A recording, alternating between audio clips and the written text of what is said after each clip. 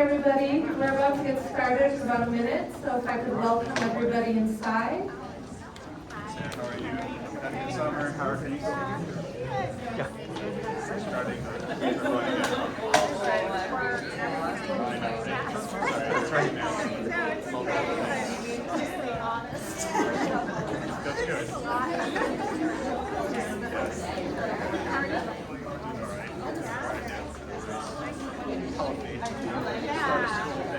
Okay. Everybody hear me? A little bit, yes, thank you for the feedback. Well, good afternoon, early evening. I don't know where we are at the time in the light changing, but welcome everybody. My name is Torres. I use she, her pronouns, and I'm the co-ED of the Coalition Ending Gender-Based Violence and the co-chair of the Seattle Human Services Coalition. Community-based organizations that are part of the coalition provide a wide range of programs and support to the larger Seattle community. Things like shelter, food, healthcare, safety planning, prevention programs, and much more. We're providing care and support to elders, young people, BIPOC communities, immigrant and refugee communities, LGBTQ folks, folks with disabilities, and survivors of gender-based violence, and all the complex intersections of these identities. So that's who we are, and we're so glad to see you all here today at the 2023 Human Services Candidate Forum. Tonight, we'll be focusing on human services and the policies and resources that we need to build well-being in all of our communities. And we're so glad you're here for that conversation and for hearing from the candidates tonight. Our members and co-sponsors submitted the questions in our free primary online candidate survey, as well as the questions we'll be asking folks tonight. We'd like to thank our co-sponsors for tonight's forum. So I'm going to list some of those folks off right now. Children's Home Society, OPDIU, Youth Care, Coalition Ending Gender-Based Violence, Recovery Cafe, Transit Riders Union, DESC, Crisis Connection, Aurora Commons, Ballard Food Bank, and Solid Ground.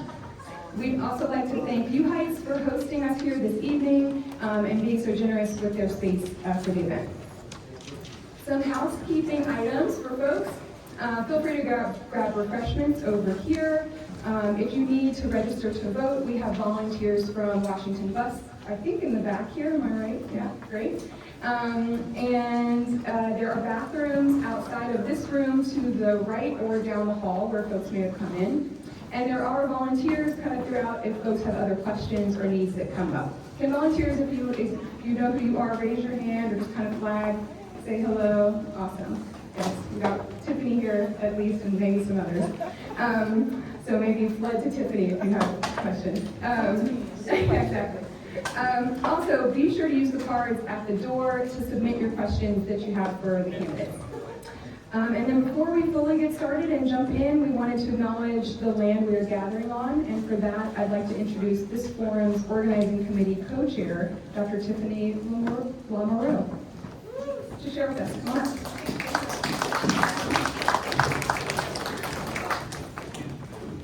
Hi everyone, can you hear me okay? Yeah? Okay. Well, welcome. I'm so glad that you could all join us, and I get the honor of giving SHSC's land acknowledgement that we worked on a couple years ago. So I want to make sure I get it right, so that's pardon my reading glasses. So SHSC acknowledges that we are a coalition of coalitions who support people living on the unceded traditional lands of the Coast Salish peoples whose ancestors lived here since time immemorial. We recognize that we and our members are part of a colonialist system that continues to oppress Indigenous peoples, and that we serve communities on lands governed by the 1855 Treaty of Point Elliott, a treaty that has not been wholly honored. So this acknowledgement, and this is the really important bit, y'all, this acknowledgement does not take the place of building authentic relationships with Indigenous communities, but serves as one step in honoring the peoples and long history of the land that we are on. So SHSC is committed to advancing public policy for Indigenous rights and supporting Indigenous peoples who live in this place today from near and far, alive and strong to reach their full potential. Thank you so much. I'm going to give it back to Amaranthia. Where did they go? We had a little script confusion here.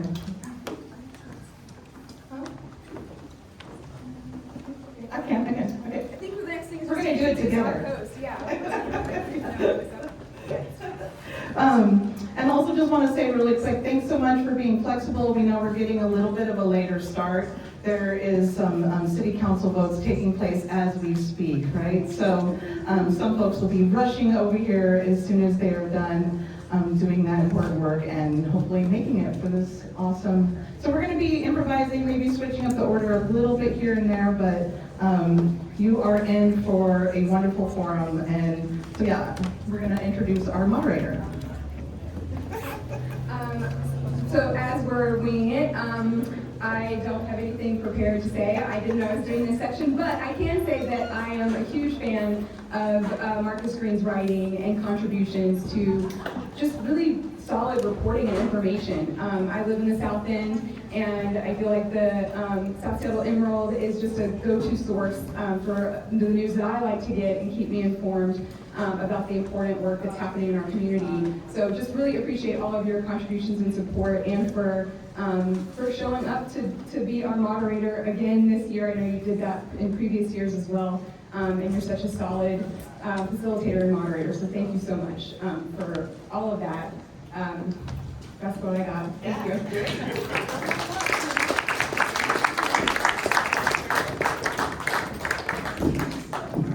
Thank you all, and thank you all for being here, and hopefully we can have a nice, engaging, wonderful discussion today. Just a couple of logistics for the evening. We will be hearing from two candidates for both King County Council Districts 4 and 8. We will then hear, hopefully, from all Seattle City Council candidates running between Districts 1 and 7. And for the format is going to go as so. Every candidate will have 1 minute for their introduction. They'll have 90 seconds for their first question, 90 seconds to answer their second question, and then their third question will be an audience question. So hopefully all of you have seen that there are index cards out. And if you want to write down a question for our candidates, you may do so. Can the volunteers please raise your hand so that folks will know? You can give one of these index cards to one of our wonderful volunteers, and they will, if your question meets the criteria, then we will hopefully get an answer for you. We are going to have we're going to start with our King County Council candidates, and then we will do a lightning round with all candidates. So it's, I believe the lightning round will be yes, no, and then some waffle. Hopefully not too much of a waffle. But anyhow. And just a reminder that all candidates now, we are trying to make sure that every candidate gets their full time allotted to them to speak, so please no speaking over anybody. And then just for the audience as well, please do, we know that passions can run high, particularly as it pertains to politics, but please do allow everybody the opportunity to speak. With that being said, without further ado, we are going to start with King County District 4. So I would like to please invite Jorge, Barón, and Sarah Reyneveld to come on up here, and let's get this started.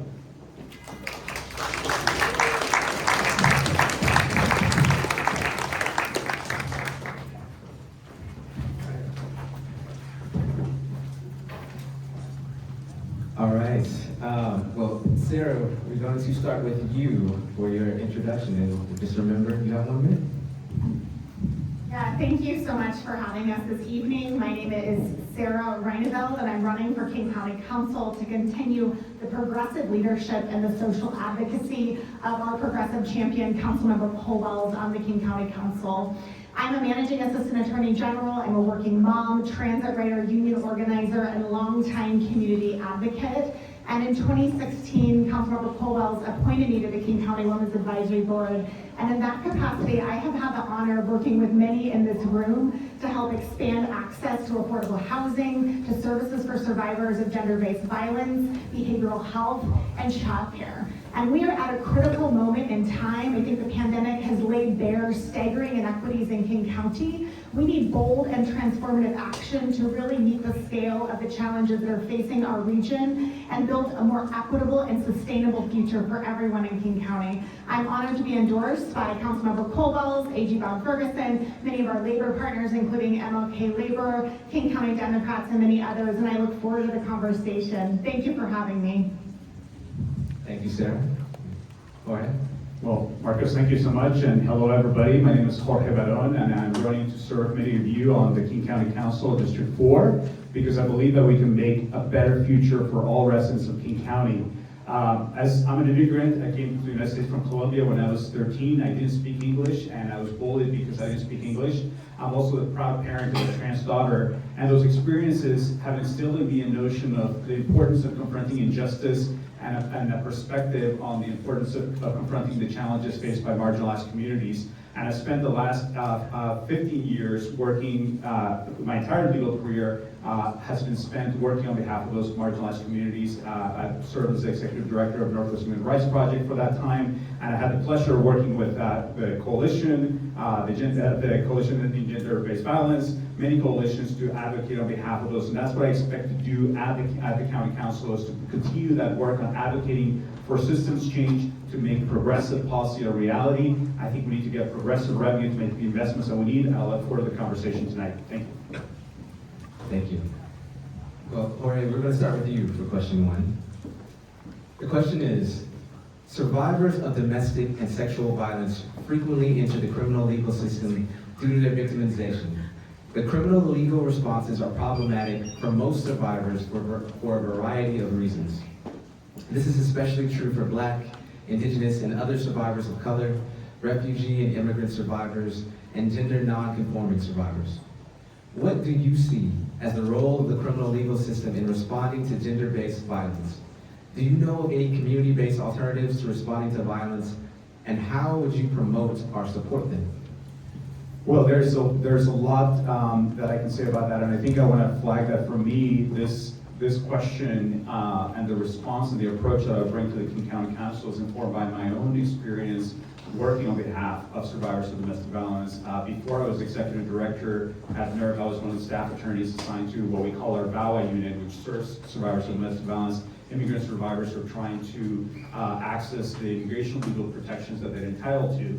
And I literally had clients who would come. I remember one of our clients who actually literally came to our office who had just been assaulted by her partner. And she didn't feel safe contacting the police. She didn't feel safe because she felt, and in fact, she was right, that there was a risk that she could end up being deported.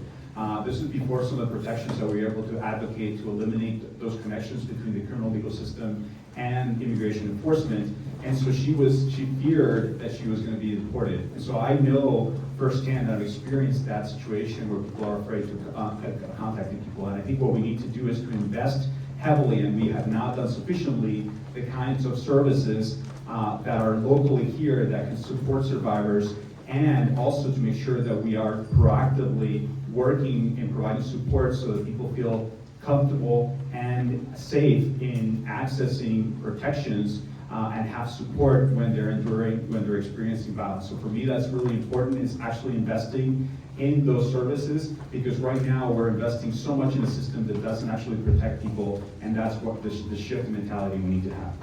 Thank you, Maren. Sarah.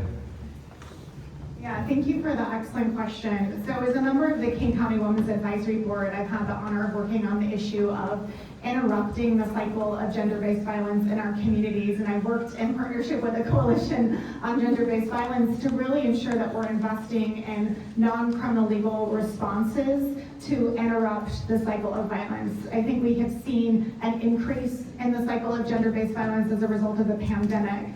And we know that many survivors of gender-based violence have interfaced and interacted with the criminal legal system. And in fact, the vast majority of women in the criminal legal system are survivors of gender-based violence. And so we need to invest in upstream and other solutions to break the cycle of gender-based violence. As part of our work with the King County Women's Advisory Board, we talked to survivors, many of which were involved in the criminal legal system. And here's what they said. What they want to see in terms of advocacy on the county level. First, many survivors just are not making ends meet. And so they need more mobile advocacy funds to ensure that they can afford housing, they can afford the cost of childcare. We absolutely have to increase mobile advocacy funds. We absolutely have to increase behavioral health funds. Many survivors are dealing with trauma and complex conditions. King County is not adequately funding behavioral health. We also need to look at upstream solutions and harm reduction solutions, such as the city of Seattle has proposed, that really look at those persons causing harm and address the root cause of why they're causing violence in community-based and non-criminal legal alternatives. I want to be a champion for this issue on the King County Council. Thank you, Sarah. The second question, we'll start with you.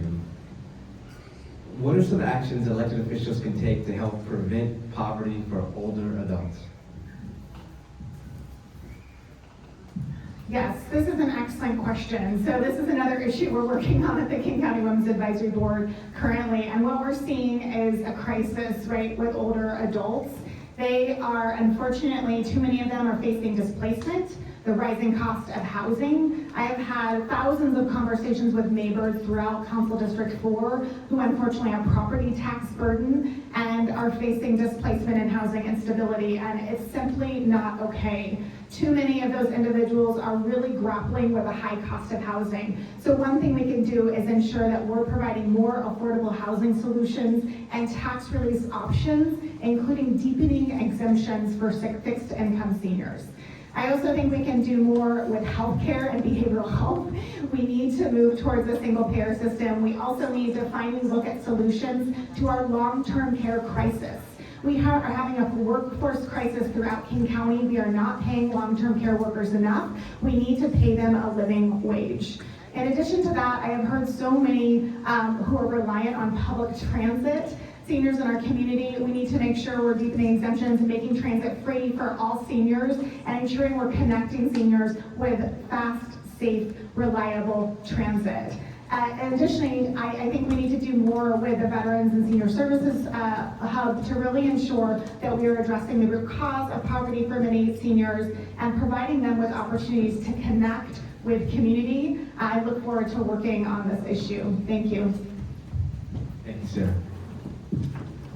So I think one of the things that's really important is to make sure that we're investing and we're finding the resources, progressive revenue resources that are going to be able to support seniors, especially if we think long-term. You know, we're reaching a demographic situation where we're going to have more people who are in older age and are going to need support.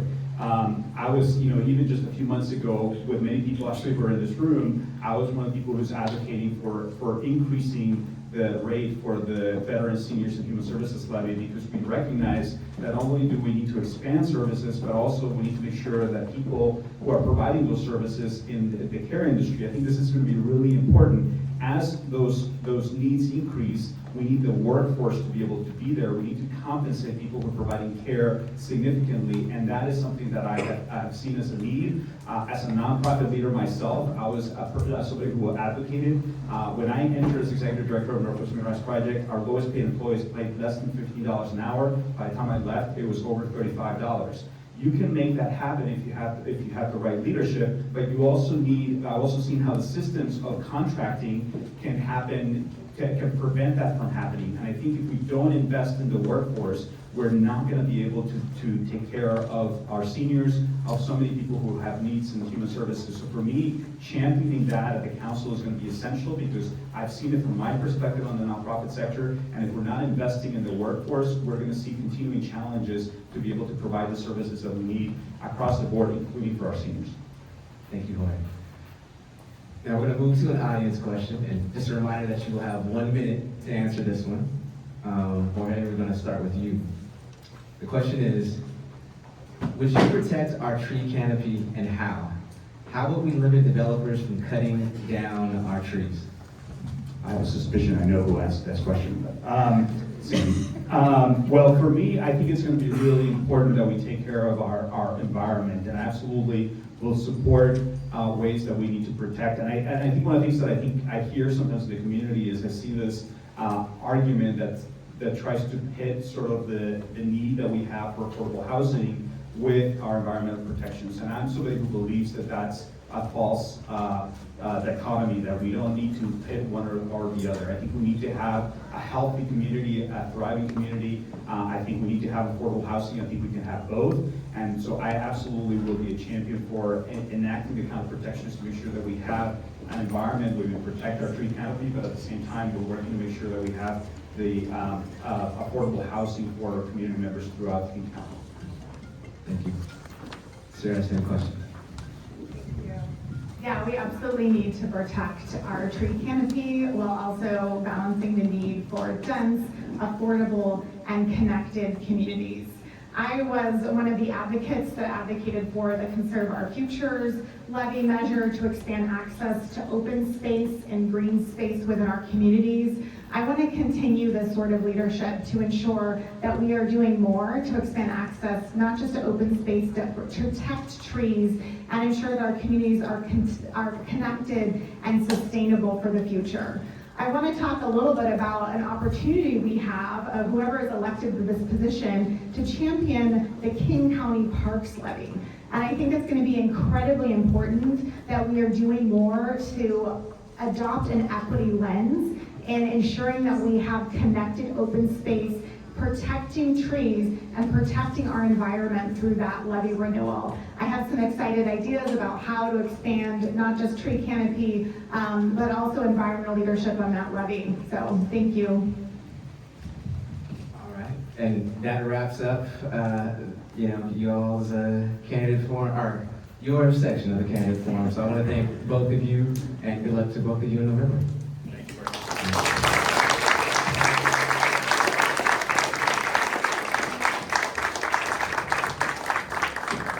All right, now we are going to move on to King County Council District 8.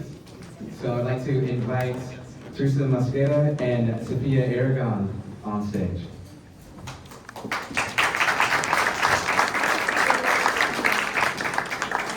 Oh, well, pardon me, I just was informed that Sophia is actually sick, so Teresa, right. just you and I.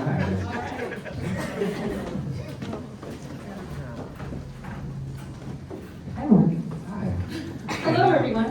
Apparently you were busy earlier today. It's been a day. Hello, everyone. I'm glad to be here with you. Well, if you want to go ahead and give your introductory statement. Sure. Well, am I too loud when I use the microphone? Okay, because I tend to talk loud. It's great to see you. Thank you so much to University Heights for hosting this, to the Seattle Human Services Coalition and the Coalition Fighting Homelessness. I am excited to be in this building because in this building, many of the ideas that we have worked on to solve the crisis of homelessness, to address the needs of folks who are living unsheltered, and the 50% of people who are unsheltered without a place to call home, but have a vehicle in which they live. They have educated policymakers in this room on what they need and what the community who is serving them needs. It's exciting to be here with all of you to think about how we can take this work that we've been focused on in Seattle to the county. If you haven't had the chance to meet me before, I'm Teresa Mosqueda, Seattle City Council member running for King County Council. And the three things that I want to focus on the county are health, housing, and worker supports. You've seen from me someone who's compassionate, progressive, and can bring people together. On King County Council, I want to address those three issues and improve the social determinants of health to improve our community health. We'll keep that mic close, Teresa. Oh, okay. So the first question for you is, there are many barriers to accessing high quality, appropriate, and affordable health care for people in Seattle and King County. Many residents of King County experience multiple such barriers at once. Given that, how do you plan to address the challenges to accessing affordable, culturally and linguistically appropriate health care faced by your constituents in order to improve the overall health and wellness of your districts? I love this question. I wish I had a half an hour to chat with you all about this.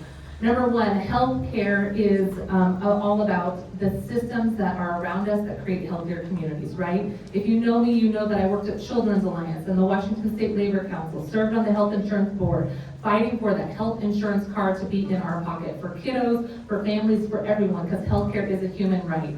But health insurance is only about 5 to 10% of what makes us healthy. The other things are, do we have stable and affordable housing? Do we have a good living wage job? Can we take time off when we're sick or our loved ones are sick? Are we able to speak up in our workplaces, or are we experiencing toxic employment situations and toxins in our environment?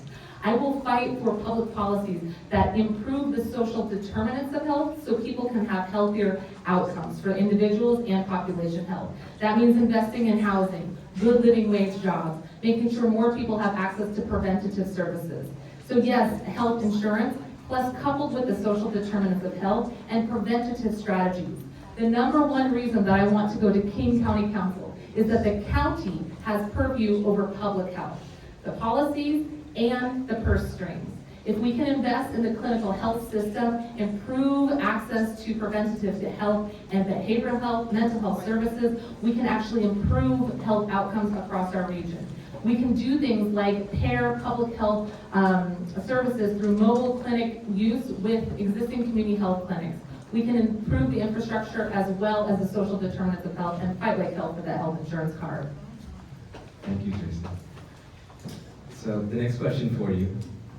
What are some ways that you would work to increase support available to folks struggling with mental health needs? Well, number one, I want to make sure that the health services that are provided through the county are comprehensive and accessible. Affordable should just be a given. The way that I think that the county can do this is by coupling those behavioral health and mental health services with existing community health clinics and other health service providers across our county that provide culturally and linguistically appropriate services, whether it's housing or job support, educational support, and couple the county services next to those brick and mortar organizations that are providing other types of access to care. That way it's a no wrong door entry and we can pair up services. Number two, I mentioned that I spent many years advocating for health care for all at the state level. Well, just this year, the state legislature passed a Medicaid lookalike for undocumented adults in the state. I was happy to be there to pass it for undocumented kiddos. We are passing it now for adults. But the number one thing is that we have to work on is affordability. So people who are under 38% of the federal poverty level, they can have a Medicaid lookalike program that's relatively free. 138 to 250, you're still living on the margins. And it's going to be very unaffordable for people. So the people that I've worked, including Northwest Health Law Advocates, who's just around the corner, they said the county can step in, supplement the cost of a monthly premium, and ensure that people have access to culturally appropriate care and translation services. Those are the things I want to work on at the county to improve access to care holistically, but also integrate mental health into all aspects of care delivery. All right. Well, final question for you. All right. It comes from the audience. Says, how do you feel about increasing Seattle and King County contracts to support higher wages for human services staff? Woo, are we taking to the streets? Because I was just on the streets talking about this earlier today. The members of the Coalition of City Unions have been working for a very long time without a renewed contract. During the pandemic, the city asked them to work without a update to their collective bargaining agreement because it was the midst of the pandemic. And our city employees said yes. But now is the time to update that contract. Now is the time to reflect the fact that folks have been working on the front line, literally on the front line, putting themselves and their families' health at risk during the pandemic. We need a contract that reflects the cost of living in this area, plus inflation. We need a contract that reflects that they put themselves out there and sacrifice so much to make our city run. I was the council member who fought for the human services workers' cost of living adjustment, which they had not had a cost of living adjustment in 10 years prior to me coming to council. We fought for a cost of living adjustment. We won that despite having it vetoed. We overrode it, and now it's included in the budget. And just last year, I had to fight to revive that again. I want to do that at the county as well, so there's harmony. No matter where you work across this county, everyone should have a cost of living adjustment and a living wage. Thank you so much, Teresa. Can you stick around a bit with us for the lightning round? Yeah, I'm ready to go to the streets too. I thought that last question was leading to walking out and taking to the streets because our city union members just did that today and I was there to rally. So yes, I'm here for a lightning round for sure. All right. Well, I do want to get a consult real quick. Thank you. Because the city council is still in session with more votes to go, we're going to put the lightning round at the end so that we have more of our candidates here for it. And we're going to move on with District 1 from the city because we have both of those candidates here right now. There'll be a break after the District 1 candidate. All right. Well, you heard a tree, so thank you very much, Teresa. Thank you, and thanks for all that you do to make sure that more people have access to the basic human right that is housing.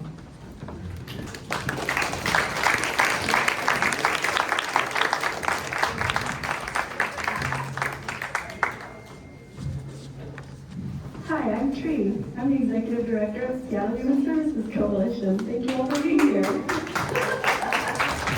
I thought you needed no introduction, so there you have. Let me invite the candidates for District 1. Rob Saka, will you come to the stage? And Maren Costa, will you come to the stage, please?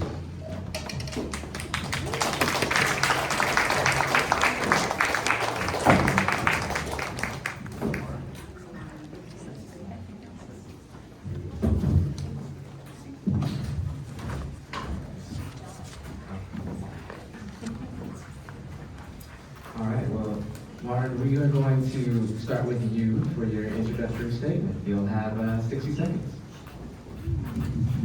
Hi, my name is Maren Costa. I'm running for Seattle City Council in District 1. I've lived in Seattle for 34 years now. Moved out after college, was a waitress, was a grocery store clerk. Seattle became a tech town. I became a tech worker. I was at Amazon for 15 years, learned a ton, managed big teams and big budgets and solved big problems, but also was concerned about Amazon's climate footprint and the way they treated their warehouse workers. So I organized my employees. We fought for wins in both of those areas. I did get fired. National Labor Relations Board took Amazon to court and we won again. And I want to put all of my energy into serving my community and our city to address some of the really tough problems we're facing: homelessness and affordable housing, public safety, and then climate, and then always making sure that all of that is done to benefit working families. Thank you. Rob, you have 1 minute for your introduction. Sure. Well, good evening, everyone. My name is Rob Saka. I'm a public school dad of 3, so 3 young kids. I'm an Air Force veteran, public safety, community safety advocate, and attorney. I am grateful for where I am today. I live in Del Ridge with my family, by the way. I am grateful for where I am today personally and professionally. I'm also someone who has overcome the foster care system to eventually be raised by a Nigerian immigrant who raised me as a single parent. So when we talk about these services and human services, my lived experiences teach me that they are truly needed. And so, grew up on all those things, overcame all that, served in the military, now I'm a lawyer the past 10 years, but I've been fighting with every single ounce of privilege to make sure that more people from disadvantaged backgrounds and communities are able to achieve their true potential in life and thrive. So I'm running to make sure the city is a safe, livable, and affordable place it can be for all of us. And thank you. Set it here. All right. Well, Rob, we're going to begin with you. This question asks, food banks and free meal providers in the region have always struggled to meet the needs of the public.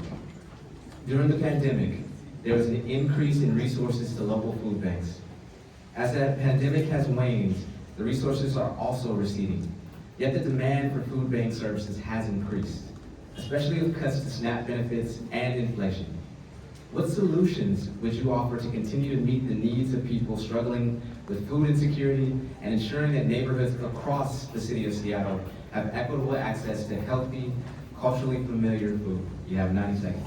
Thank you. So that's a topic that I'm not coming at it from an academic perspective. I'm not coming at it from a protector perspective. I'm coming at it because I've literally benefited from food banks and food shelters. And I've received, and I know the value that they offer to communities in need. I know what it's like to go to bed as a kid hungry. I know what it's like to wake up hungry and not eat for the rest of the day. No one, especially our youngest, most vulnerable, should ever have to experience that. So the West Seattle Food Bank is one example of food bank options in our community in District 1. And by the way, I'm proud that David Well, the chair, president of the board of the food bank, has endorsed my campaign. But funding is an issue, is a challenge. That is an issue that I know firsthand is really, really important. So as we work on this, we navigate these really challenging and complex budget crunches and belt tightening that seem to squeeze the people at the bottom in the most vulnerable communities, we need to make sure that we're not actually doing that. We need to make sure that we fund and work with impacted communities to bring these really, really, really, really needed resources to bear. So that's my approach. Thank you. Thank you, Rob. Maren? This is a great question, and I agree with my opponent. We have to fund these programs. They are crucial. They have already taken serious cuts since the pandemic. I haven't heard from my opponent how he will raise progressive revenue. We need to raise progressive revenue. We will not be able to squeeze the amount of money that we need heading into the budget shortfall out of the existing budget. So we need to be willing to say we are going to stand up and raise progressive revenue, whether that's a capital gains tax, a vacancy tax. There was a series of recommendations that came out of a task force recently, so that is incredibly important. I toured the facility at Compass in Pioneer Square, met with the people, toured the kitchen. They're doing amazing work.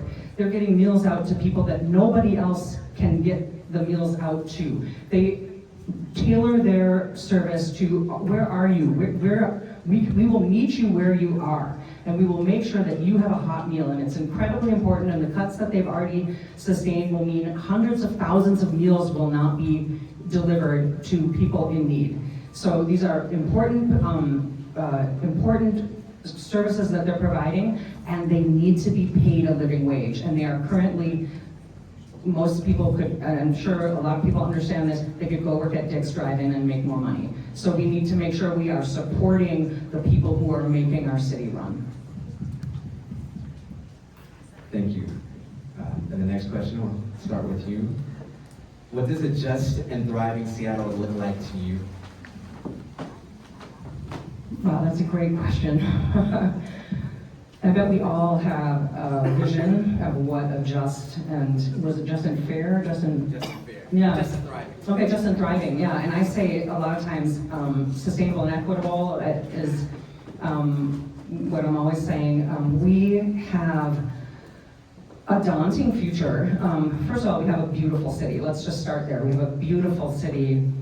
We are in a beautiful region. We have so much to be thankful for and so many resources here, but we also have a lot of serious problems that we're trying to solve. We have, as I mentioned, public safety. We have the crisis, the opioid crisis. We have underfunded, mental and behavioral health and substance use disorder treatment. So we have that problem on our streets, and then we have incredibly expensive and rising rent, which pushes so many of us out onto the streets. So we need to build massive amounts of affordable housing, and we have ways to do that. We need to leverage all of the ways that we have, all of the tools in that tool belt to fill in that missing middle and also increase the extremely affordable units, and then increase mental health. Teresa, for the focus on health is so important. And then we also want to make sure we're addressing climate justice as well, and I'll probably end up talking about that more. Thank you. Rob, same question. Yeah, so a just and thriving Seattle, what contributes to that? Well, starts off with safety. That's the most basic need. Everybody deserves to feel safe in their own communities, in their own neighborhoods, free of threat of crime and unequal justice by those sworn to uphold the law. And I think both of those constructs can and must be true at the same time. And while we're on the topic of public safety, my plan on public safety has been pretty straightforward and pretty consistent the entire time. I'm here to stand up civilian-led responses to respond to certain crisis situations. I'm also here to hire more police, empower them to effectively carry out the public safety mandate. Ready for new ones? Set and enforce the highest standards of excellence and professionalism in the communities where they operate, and swiftly hold them accountable if they don't do their job right. And we've seen some egregious comments from SPD officers recently about that poor woman. So, but I'm glad we brought up public safety, because I've been consistent about it the whole time. But my opponent still thinks that the 2020 vote to defund was a good idea. It's dangerous. It's dangerous. Thriving communities start with safe communities. Thank you. All right, we will move to the final question from the audience, and we'll start with you, Rob.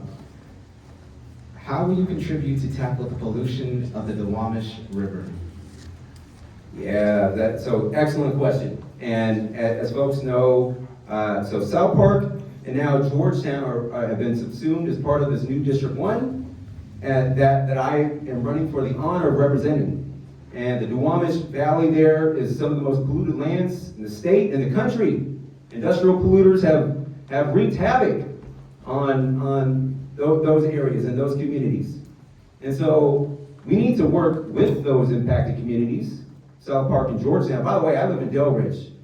And, you know, like on a map, on a heat map, and on an impacted map, Delridge is not too far behind. But rather than compare scars, but because I come from one of those communities, so rather than compare scars, I'm here to work with all of them and to figure out what are the best needs. And I've been talking to a lot of leaders in those respective communities. I support things like building climate resilience centers, making sure people have a place and a safe space to go to where they can actually seek refuge from various climate disasters, and also dual use as a community gathering space, and make sure those responsible for paying those, or those responsible for contributing to the climate hazards, are fully funding the solutions, and continuously monitoring and checking in with the impacted communities to make sure it's always living up, that cleanup is always living up to its intended goal. Thank you. Thank you. Quick note on public safety, I've been consistent as well. We can't have just cops. We need cops, but we can't rely on just cops because we're having a really hard time hiring them. The whole nation is. So this is the time to really focus on every other tool in that tool belt. On to the Duwamish. Boy, do we have a once-in-a-generation opportunity here with the Inflation Reduction Act money on the table. We need to leverage the Superfund money from the federal government that is already available, and Inflation Reduction Act funds, and we need to invest in this neighborhood where all of the commerce goes through the Duwamish and none of the money stays there, just the pollution. So this is environmental racism and climate justice right here in District 1. It's one of my most passionate topics. I've met with the Duwamish River Community Coalition. I would love to talk to any the actual communities who are affected and find out from them ways that they want to address this issue, but definitely putting climate resiliency hubs in every neighborhood. We can turn all 27 branches of public libraries with backup power, air filtration, heat pump air conditioning. My time's up. It goes so fast. All right, well, definitely very spirited between you two. Thank you very much to both of you, and good luck to both of you come November. Thanks.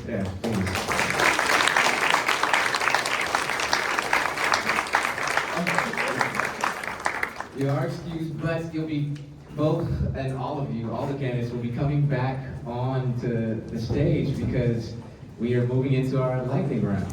No, oh, we are actually going to break, sorry. We're going to break first for 10 minutes. My fault, blame me. We're going to break for 10 minutes, so please do get some refreshments, talk, chat, and then also visit some of our wonderful vendors outside. All right.